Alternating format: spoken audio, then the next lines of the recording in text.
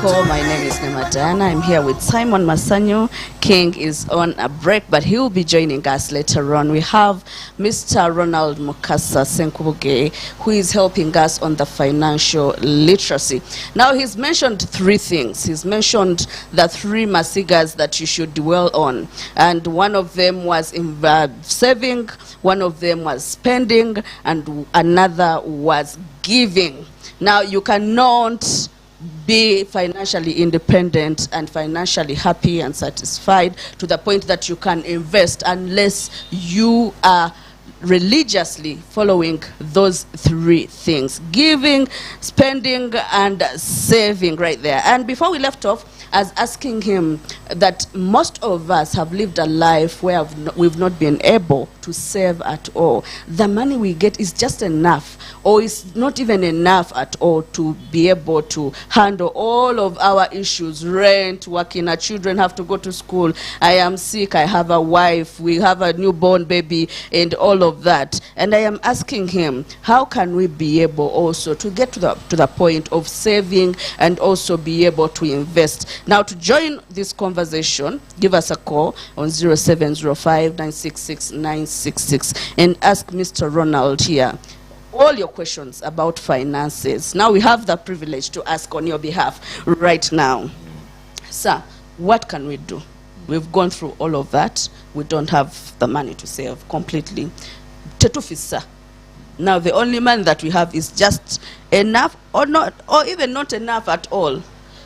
Most of the people that earn salary, that is what they're going through. How can we get to save and also be able to invest?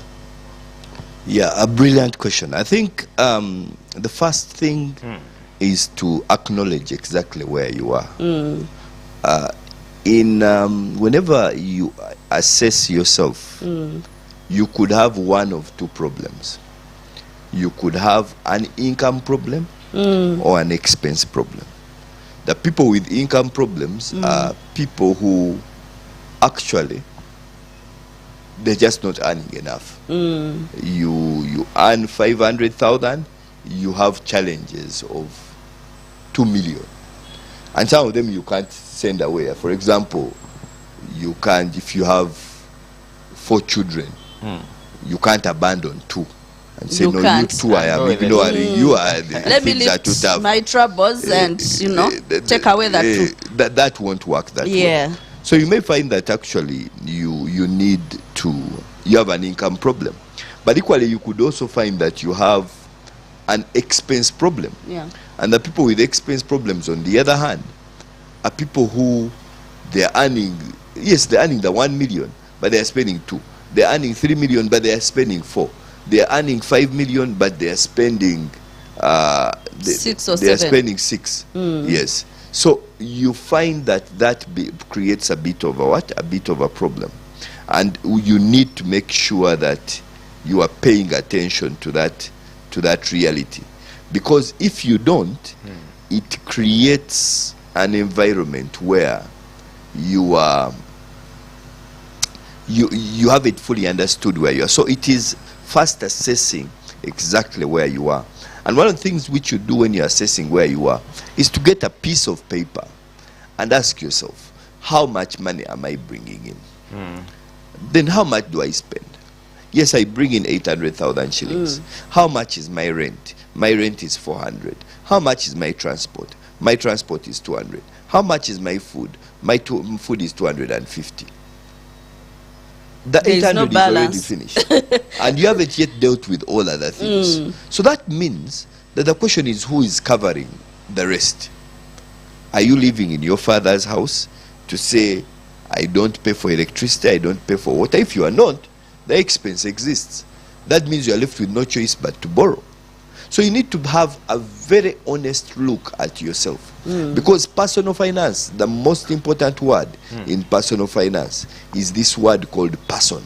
It is about you as an individual. You are the one who we are talking to. Now you need to ask yourself, if I earn 800,000, should I stay in a house of 400,000 shillings? That means you're addressing the expense side. Now you might not want to stay in a neighborhood where rent is cheaper than that, but this is the reality. This is where you are at right now. And you need to be very honest with yourselves.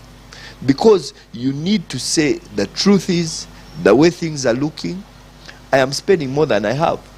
Now, if it turns out you have an income problem, the first question you ask yourself after you have done your budgeting is, how can I boost my income? How can I get my money in? Yes, I have the job, but do I need to add a side hustle? But say, but I am very tired. Yes, that's true, you are very tired. But the reality of the day is such that you are going to have to do your day job from 7 up to 6, up to 5, and you are tired. Then you are going to have to put another 2 hours in. And friends, you need to understand that no one ever cares where your money comes from. If it is legal and it's honest sweat, they will accept that money. And that is the mindset you need to have, especially when you find yourself in a pit where actually you have an income problem. And you have to say, no, the truth is, weekends, I have my day job, but weekends I'm a fumigator. And I am going to go, I will buy, the word is kuiriba. But it's a very respectable word actually. Yes. It is actually you saying that in the evening, I am going to go and I will put in another couple of hours. And when I put in those couple of hours, I want to be able to get an extra 50,000. It may not be able to change your dynamic immediately, but it changes your mindset. It changes the way you say, every hour I have to offer, I will put it there. Now, what happens is, you have to do that by choice. Because don't forget, also circumstances can force you to do it. Yeah, for sure. If you don't choose to do it on your own terms, circumstances can force you. And this is what we saw during COVID. COVID, circumstances forced us to do things differently. Definitely. Because circumstances can push you there. But you have to get a piece of paper, and the people who are watching us, get a piece of paper and put the numbers on the paper. Say, I bring in 1 million, I'm spending 1.5. You have two choices. Either you turn the 1 million into 2 million, or you turn the 1.5 into 700. Those are the two choices. Those are the two choices. We have a challenge here. I don't want to call it a challenge, but it's becoming the new normal, where people make investments blindly. You'll be there probably at a family gathering, you're out with friends, you're having a table discussion with colleagues. I'm not building like a house because of mwanyi. That's why I'm getting my extra money. And then at the back of your mind, you're like, I have Micah 5 million on my bank account. And then immediately after that conversation, you put your friend aside like, what does it take to launch into the coffee growing business? It doesn't take much. You have land. Yes, I have land. I have 2 acres of land. Wait, azindo kwaza mwani. 1 million can work, and I have a guy that can do that for you. And they're like, you sure? I'm like, what does it need to prepare the land? Just 1 week. I'm like, tomorrow you go to the bank, you withdraw the money. You withdraw your 5 million. Pooh. You get into money. You get into. You're now a farmer. You get into Bitcoin. You get into forex trading, and then it doesn't work out for you. And it doesn't work out for you. What are the factors to consider? I'll call it doing due diligence before probably getting into any kind of investment. I think. And as you have put it, whenever you are getting into the investment world specifically, yes, you have to start from a point of view that actually you don't need to get very many things right. You just need to get 1 or 2 things right. If you look at many of the big investors, they don't actually do many things. They do one thing for a time, and then they do another, and then they do another, and they do it well. Now the question which you're always asking is, what is my thing? Because your thing may not be my thing. You could say that, you know what, me as an investor, chicken have been amazing for you. Great. But can chicken be amazing for me? And and sometimes, unfortunately, it's the manner of investment, or rather fortunately, it's the manner of investment that for you to be able to figure out the thing which is the thing for you, you have to test a couple of things, which also means making mistakes. Yeah. And it's totally okay. It's okay to make the mistakes. But once you settle on that thing which works for you, then you do it. And what do we mean by settling at the thing which works for you? It is that you understand, have a deep understanding of this thing that you are doing. Have a deep understanding. You dive into it and you say, I understand it. Most of us hold a phone, for example. This phone, when you hold it, it looks like a very simple device. You scroll and things move. It's a simple device. However, things behind this phone are very complex. What program was put into the phone to allow you to scroll? What program was put into the phone to allow you to take a photograph? There are so many intricate things, but yet it looks simplified. And I need you, the viewers, to understand that all of us, when we hear that message from a friend at a party, actually, you hear that message like looking at the phone. You say, the phone is simple, you just scroll. But it's not just scrolling. When you want to enter the business, you are actually asking yourself, do I know the program?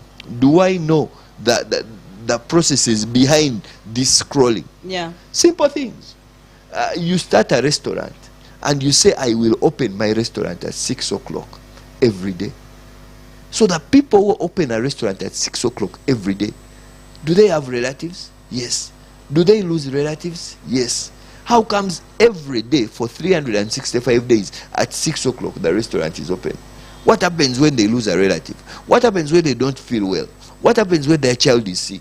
Because they have all those things. Yet they have built a system which allows them to open a restaurant at 6 every day. Yeah. So every time someone tells you about how easy the business is, I want you to remember the phone. The phone looks easy on top, but inside it there is a lot of complexity. And if you are choosing to take the journey of business, you need to understand that you are not looking at the top of the phone. You are looking at the inside of the phone and going through the processes. Now, it is very noble for you, as you understand, to make some mistakes, to make some missteps. It's going to happen. Business is tough. It's certainly tougher than employment. Employment is tough. You can have a bad boss. Yeah. But when you're a business owner, you have many bosses. The customer is your boss. The taxman is your boss. The bank manager is your boss. The landlord is your boss. The suppliers of the items are your boss. Even your employees are your boss because you owe them money. So you are thinking about juggling all these people. So many times when people talk about business, it makes it look simple. You see that man, he has a Land Cruiser, he has made, but no, there is something boiling down there. Yeah. And that boiling is what you need to focus on. Now, should we do it? Yes. Yes, we are an entrepreneurial country. And that's one of the gifts that God has given this country. And we should use it. But as we use it, we should be cognizant of the fact that it is a tough journey that we are going to have to respect if we are to take well. Amazing. Interesting. Amazing. I want to ask a question about passion. Does passion have anything to do with what you should invest in? Yeah, passion is very helpful. It's very, very helpful to be passionate about what you are doing. And it is a good add-on. However, passion is not enough. Okay. To determine on what investment. you should invest in. I mean, I'm passionate about music. I love music, but I can't sing. I can't. Me too. So the passion exists, but the passion is not followed by skill. And sometimes skill is also followed by developing that skill. That particular so many skill. times I've seen a number of people who have said, I am passionate about this thing, but do you have the skill set which follows this passion? Yeah. Do you have the discipline to be able to see through the passion? I mean, I talked about music as a To good be consistent example. with it. If you say you are passionate about music, Yeah. and you say, you know what, I'm going to do a band, that's the investment I'm going to make, you need to ask yourself, are you willing to put in 3 hours a day to prepare for a gig which you are going to do on Saturday. Because we don't see the 3 hours a day. We will have you for just 30 minutes during the gig. So those guys are amazing. But for them to be amazing, there have been 24 hours of practice. Yeah, for sure. So that's what we need to be very careful about passion. That passion can help you open the door. But it can't help you get through that door. It can't help you sometimes. And possibly passion is also important. Yeah. To keep you at something. Sometimes you need to push a bit harder. No. You go through that process of pushing harder. But ideally, you should make passion is complementary. It shouldn't be looked at as the only The main. Yes. Okay, so now let's talk about the timing. Because most of us don't know when we should be ready to invest. When is the right, how do I know that this is now the right time for me to invest? I've made money, I've now done the saving, I'm doing the giving, I'm doing the spending. I feel like I have some money that I've saved specifically for investment. When should I say now, let me go into investment? So, yeah. Yeah, I think when you think about it, and I'll go back to where I started. When you have made a bit of money, possibly saved a bit of money, Yeah. you should ask yourself, what is the risk that comes from not investing? Okay. You There get my, is also a risk because of there's an not opportunity cost, the missed opportunities. Yeah. So I'll give you a very simple example, and with something basic, which has very limited risk to it. I'll give an example of a unit trust, for example. Yeah. If you have 10 million shillings and it is seated on your bank account for 6 months, what is the risk of not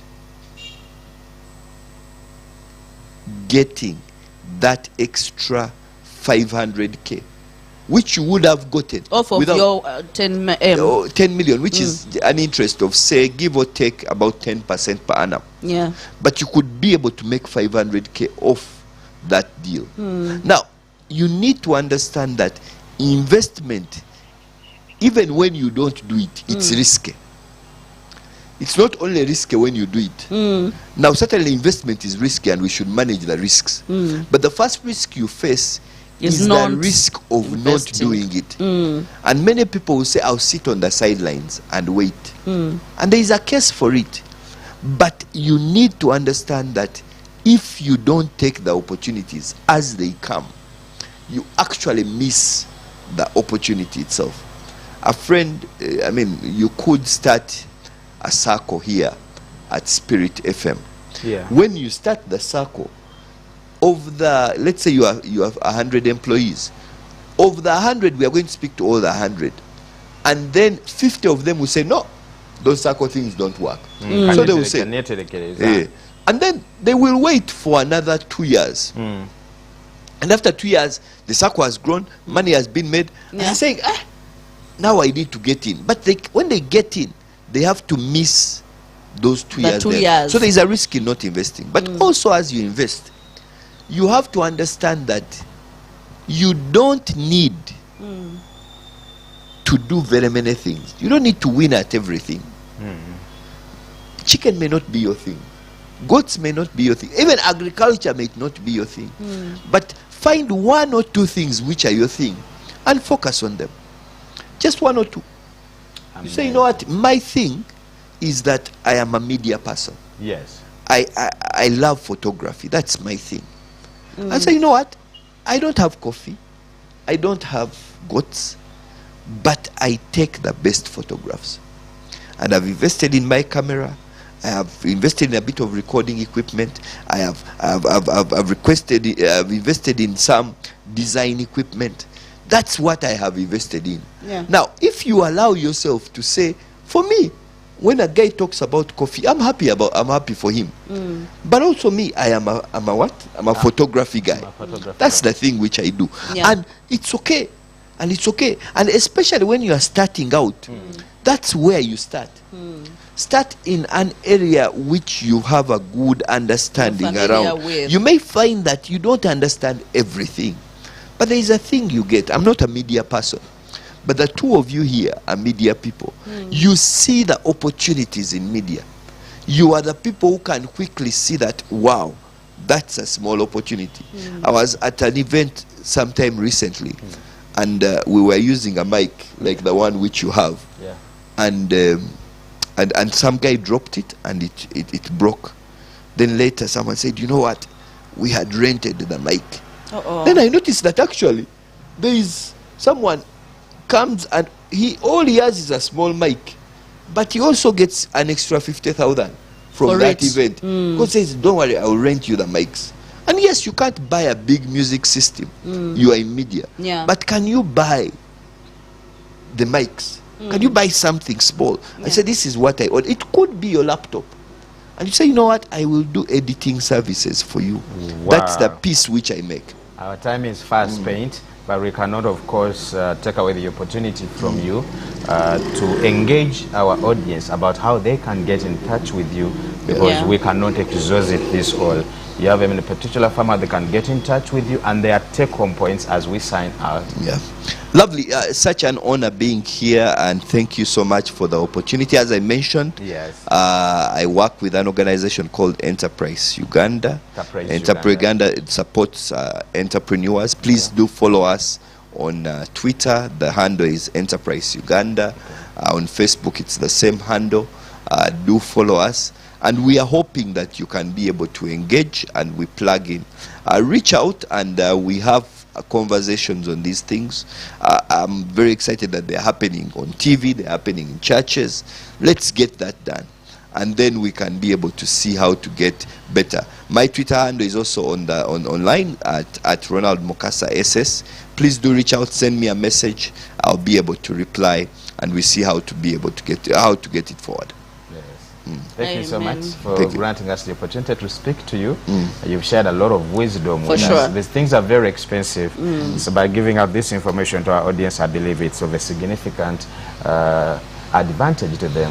Thank you so very much. Very honored, very honored. Thank you, thank you, thank you. Yes. Thank you so much for being such a great audience, Diana. My hands have Vaseline since I do makeup. But thank you so much. God bless you. We hope to have you some other time, because we definitely do need these sessions about money, because money is one of the biggest things that we deal with every single day. Every day. Yes. Let's go in for a short break. When we come back, we do have King of Radio coming back on set, and being a Wednesday, we talk about love and relationships. So get ready for this amazing conversation that we'll be having. And it's 9. We help jumpstart your day like this.